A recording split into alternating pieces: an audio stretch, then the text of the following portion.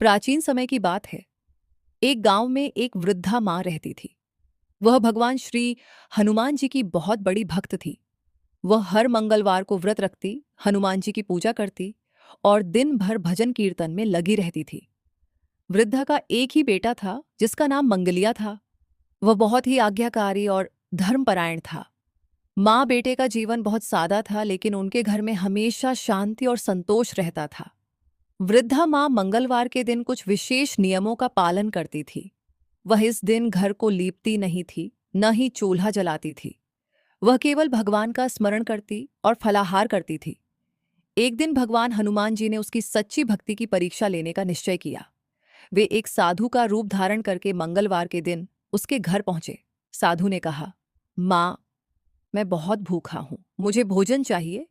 वृद्धा बोली, महाराज, आज मंगलवार है, मैं इस दिन चूल्हा नहीं जलाती, लेकिन यदि आप चाहें तो ठंडा भोजन या फल दे सकती हूँ। साधु बोले, मुझे गरम रोटी चाहिए। अगर तुम चूल्हा नहीं जला सकती तो अपने बेटे को बुलाओ, मैं उसकी पीठ पर रोटी सेंक लूंगा। यह सुनकर मां घबरा गई। एक तरफ उसका धर्म और व्रत का नियम था, दूसरी तरफ बेटे का प्रेम। उसने कुछ देर सोचा, फिर हनुमान जी का नाम लिया और अपने बेटे को बुलाया। बेटा आया और बोला, माँ, अगर ये संत की सेवा है तो मैं इसके लिए तैयार हूं। मां ने आंसू भरी आंखों से हनुमान जी का स्मरण किया और बेटे को लेटने को कहा। साधु ने उसकी पीठ पर रोटी सेंकनी शुरू कर दी। आश्चर्य की बात यह थी कि बेटे को जरा भी दर्द नहीं हुआ।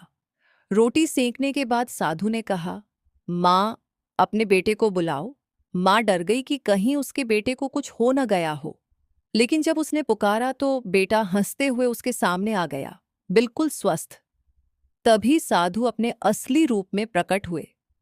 वे स्वयं भगवान श्री हनुमान जी थे।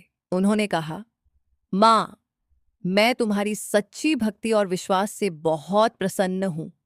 तुमने अपने धर्म और विश्वास को नहीं छोड़ा। मैं तुम्हें आशीर्वाद देता हूं कि तुम्हारे घर में कभी कोई दुख नहीं आएगा और हमेशा सुख समृद्धि बनी रहेगी। ये कहकर हनुमान जी अंतर ध्यान हो गए। उस दिन के बाद से उस वृद्धा और उसके बेटे का जीवन खुशियों से भर गया। कथा से सीख, सच्ची श्रद्धा, विश्वास और नियमों का पालन करने से भगवान अवश्य प्रसन्न होते हैं और अपने भक्तों की रक्षा करते हैं।